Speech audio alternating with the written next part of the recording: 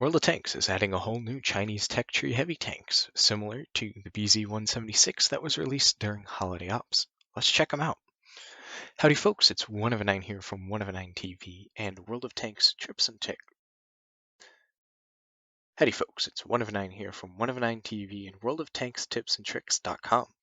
And today I'm going to be checking out the new branch of the Chinese heavy tanks that have just been released. So, without further ado, let's get right into it with the Tier 7, the BZ-58. So off the bat, let's check the gun first. So the DPM is not great, but it's alright for a Tier 7 heavy. Damage is solid, right around comparable to like a T29, which is the best Tier 7 heavy. Decent pen. Reload is pretty long, 10 seconds, but that's similar to a T29. The accuracy and the bloom while moving, and turret traverse and firing is not good at all. It's really not good. Shell velocity is also really poor, which is not going to be fun. And now we go into the mobility. It's 35 kilometers an hour without the boosters active. Which, admittedly, it's not that great. Let's see, is there a... There doesn't seem to be some way to activate the booster, but I believe that increases the top speed to about 50 kilometers an hour. And that also goes up with the turbo. It scales with the turbo, which is a big thing, which is why I recommend using turbos on all these tanks. Because the power to weight is decent, but when you use the rocket boost, it goes up to much higher, to like 25. There we go. So it's this little button right here that enables it. So yeah, it's 52.5 kilometer an hour top speed, which is decent. 1,750 horsepower and a 33 power to weight. But again, your reverse speed goes down massively. So basically, only use your boost when you're actually trying to go forward. Your effective top speed is insane. Your traverse speed does go down quite a lot, which is something I noticed. So turbos are definitely worth it because they will increase that. And make sure you're driving in a straight line when you use it. And the thing that you can do because of that, if you're playing against it and one of them tries to ram you, wait until the last second and then just move to one side and they'll miss. And they'll go past you. The hull armor is alright. The turret armor is thick. I'll have to look at the visual model to see it. 1250 health is decent. And then you go down and you got pretty bad camo, but this view range is tragic. For somebody like me who really likes playing with good view range, that's not going to be fun. But the way the tank works, you may simply have to sacrifice your view range to get other things boosted with a turbo, a gun rammer, and some other, maybe a improved hardening to increase your hit points. But yeah, this view range is going to be tragic. I may not be able to deal with 350 meters, so. But right now, this tank is looking balanced, but let's take a look at the 3D model. Okay, so let's just see what it looks like. This is just the visual model. Looks like the armor is very well sloped, the turret's very flat, and it's got a huge side profile. If easy to pen, there's no armor here, yeah. And now let's go look at the live model. Okay, so from the front, it's decent, but it's so flat, it's only like 220 effective. Where let's see if you, oh yeah, this thing's gonna get penned very easily. And your hull is an auto ricochet zone. I think maybe some heat rounds will be able to go through it from like tier 8 TDs, but yeah. The lower plate is massive. It does have weak points though, which is a good thing. Another balancing factor for these tanks. So if you don't have quite 220 pen, if you have about 100, you can go through the commander's hatch, which is a good thing. Ooh, if you look at this, if he's a little bit above you trying to shoot down on you in a ridgeline, you can shoot this area here, but if you have like 230, 240 pen, just go straight for the turret. Don't risk the chancy shot of actually hitting this. So, Just a thought. Alright, let's just take a quick look at the visual model again. It's a weird looking tank. It's definitely very massive. I'm definitely seeing 111 vibes from the side. Alright, so now that we've looked at this one, let's move on to the next one in the line.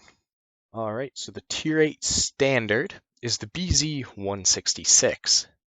It's got a little bit better DPM, a little bit better damage. The pen is not that great and doesn't go up a lot with the heat. The heat is good pen, which is a good thing for the tank. I'm not sure about balance, but we'll get through that as we look for more of the stats. 0.40, it's decent. 0.81, I say decent. It's pretty bad, but for a heavy tank, that's this style of heavy tank. It's not great. It's not horrible either. But yeah, you're not going to be sniping in this thing. Don't intend to snipe. If you're sitting in the back with a heavy tank anyways, you're doing everything wrong. But definitely is a tank that you will need to get up close and brawl with. And you may have moments where if you're trying to like pixel snipe some small hatches from like 50 meters, it may miss. Top speed is pretty poor. Reverse speed, not great. Engine power must have just got changed. Okay, that's interesting. But yeah, you've got a 700 horsepower engine. Alright, power to weight. Alright, traverse speed. You've got 4 charges now instead of the 3 charges that you had on the Tier 7, which is good. Gun depression, big, 10 degrees. That is impressive. That is very good. This thing may be very dominant on a ridgeline. Well, again, we'll have to look at the live model to see. 140 millimeters of hull armor, which is good. 300 millimeters of turret armor, very good. 1550 health. So you've got like T30 health, or T32 health, I should say. So that's decent. Bad camo, but you don't get a buff in the view range. Ooh, that's not going to be fun at all. The view range is tragic. Alright, but now let's just go look at the mobility with the boosters active. It's still the same 52.5, same 1.3 reverse, 1750 horsepower to ton ratio. And again, you still have that massive drop in traverse speed, as you can see here, 4.38. Yeah. So basically what you're going to make sure, again, you want to be going in a straight line when you use this. And if somebody tries to ram you with it, just make sure you drive one way and then quick drive the other, so that way they miss. And they go past, so then you can just shoot them from behind while they're trying to turn around and get their gun focused on you. Alright, so now let's check out the 3D model. Okay, this is looking much more modern, is that the word? Okay, oh boy, I did not mean to zoom in like that. Yeah, it's definitely giving me 111 vibes from the side profile. It's stepped. It is, it's almost like terraced. That's going to be really weird. I'm seeing a big commander's hatch, though. That might be a problem with this thing being a ridgeline beast. The armor on the front of the turret is much more sloped than the Tier 7, so it might actually be a lot thicker. Still got that big, chunky lower plate, though. And I'm looking to probably big weak points right here. And let's just go look at the live model. So against 220 pen, yeah, you're going to need like 300 to go through the front of the turret reliably. But only 100, and these are big weak points, which is a good thing. Props to Wargaming for actually putting weak points on tanks. And yes, the terracing is modeled, which is going to be really weird. It's going to lead to some weird bounces. Like you hit here and you hit this little pixel right there, and it's going to bounce up and lose some pen, and then it's going to bounce again. So it's definitely going to be weird, but if you're shooting from above, even from this angle, you can visually see it. You might actually still have some ricochets because the angle is just over 70 degrees. But yeah, this point here is also going to be a weak point, even for 200 millimeter guns. So this thing actually has weak points. Props to Wargaming. And ooh, if you side scrape, this thing may have a little bit of a weak point on the back of the hull, but let's just see. Yeah, if you're side scraping in this thing, you are going to expose a weak point here as well as here. So that's just one thing to keep an eye on. Alright, let's see what the armor looks like against heat rounds. Not much difference. You still need about 300 effective, but then you got, still the weak point here. And if somebody's shooting down slightly on the hull, they stand like a 50% chance of going through a 270 pen. So that's not great, but it's also not bad. All right, so let's see the next tank in the line. Let's go and head over to check out that one. So you got the BZ68 here. Better DPM, a little bit higher damage at 530. The pen is low for a tier 9 heavy though, 248. Still the same bad accuracy and bad dispersion values. All of that is going to make this thing, it needs to brawl. You're not going to be good at close quarters. See, shell velocity is alright. See, same speed. Same 35 kilometers an hour forward, 14 in reverse. Traverse speed is alright. The effective values aren't great, but they're alright. Alright, terrain resistance. You lose 2 degrees of gun depression. That's big. Hull armor, 120, a little bit lower than the tier 8. And 280 on the front of the turret, again, a little bit lower than the tier 8. So that's going to be interesting to see how it actually stacks up. 1950 health, so this thing's going to be a pretty healthy tier 9 heavy. And the view range finally goes up a little bit to 380, but even then that's not very effective. Alright, so the visual model, and it's giving me Progetto 66 vibes here. And yeah, you can still definitely see the WZ-111 style track system. Again, you're going to have that same issue with the weak point on the back when you side scrape. Big lower plate, holy crap. Yeah, that covers more than half of the front hull, but the front of the hull is extremely well angled. This turret is thick, but it's very flat. So it's only like 310, 320 effective. So it's not going to need the weak points on top because you can just load gold and you can go through it. As you can see at the live model, it's about a 20% chance with 315 millimeter heat pen, which isn't that great, but it's still got at least exposed weak points. I think the visual model kind of covers it up with some stuff, which is a good thing. So people aren't going to be able to know that it's there unless they know that about the tank. If they just look at it, they're not going to immediately see it. Their eyes aren't going to look for it.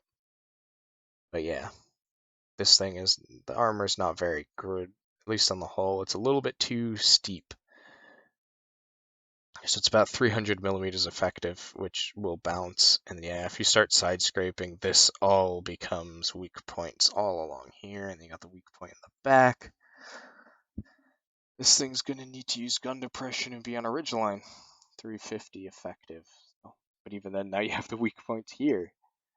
So this thing, they look balanced, so far at least. That's the way I'd have to say. Alright, so let's check out the final tank, the BZ-75.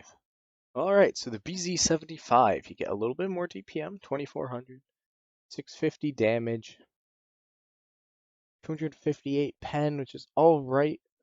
Let's see, what's the heat pen? 319, that's not great. Most tanks have like 330, which is good enough. Like a 5A, that's how much it has. It's got 650 alpha, which is good though. The accuracy is a little bit better, but the dispersion values are still really bad, so you're going to want vertical stabilizers on most of these tanks. Let's see, 35 kilometer an hour top speed, 15 reverse, 800 horsepower, 12.66 power to weight. Traverse speed's decent. You get 6 charges, so as it goes up the tiers, you increase by 1, 1, 1. So you end up start with 3, end with 6.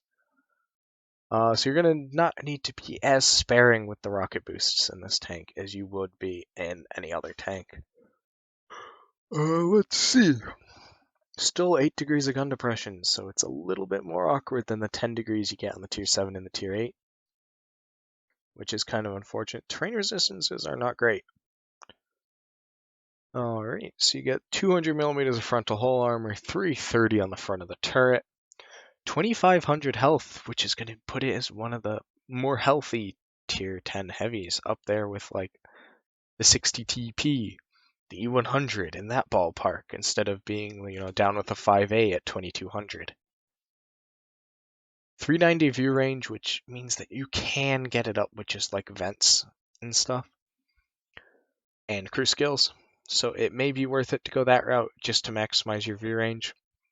Though all in all, I think on this line, I'd probably go with a turbo, a gun rammer, and vert stabs as your options. Premium consumable and good crew will get you close to the 450 or 445. That thing, let's just see. Yeah, it's the same 52 and a half. Little bit better reverse speed, but don't worry about 2,000 horsepower, 31.6 power to weight. That's pretty good. All right, let's just see what this tank's going to look like in its armor model. Okay, this thing looks aggressive. It's giving me modern Leopard 2 vibes with the way that turret looks. And this is definitely a 111 hull. You can see the pike nose, which is kind of worrying. It does look like it has weak points on top, so that's good. You can see you got hatches here. It looks like it's going to have weak points. But again, ooh, side scraping going to have the weak point there. So this thing, it looks fun, but it doesn't look like it's meta breaking, which is amazing. I wish Wargaming did more of this. And yeah, look at those weak points. Holy crap. So this is only about 300 millimeters effective. So with the heat rounds, you can kind of go through, at least at the front. You can go through pretty much anywhere that it's not that pike nose angle. Because this is actually only set. Oh, 70. Jesus. So this front bit here, right by the pike, I'm going to see if it's more obvious. There you go. Oh god, I did not mean to zoom in that much. But you got this pike bit right here, and then this bit sticks out. This is only 75 millimeters thick. So it's only like 250, 260. So against AP, it's an auto bounce. But yeah, heat rounds will go right through. Like it's not even there. So you've got extra wiggle room with your lower plate shots. And props to Wargaming again for putting weak points on these tanks. That is amazing. And ooh, yeah, if you go side, if your turret's to the side, you're gonna be easy pen on the flat bits. But don't even bother aiming for this. Just aim for this bit up here. You'll get good damage if you just shoot the guys here. Which again, I'm very happy that Wargaming actually went through and did this. And yeah, you can see right here, this is another weak point. Tanks need weak points, Wargaming. Bring back weak points. I don't care if it makes heavy tanks less overpowered because they are so broken overpowered right now. Like certain heavy tanks don't have weak points. Certain tanks just simply can't pen them.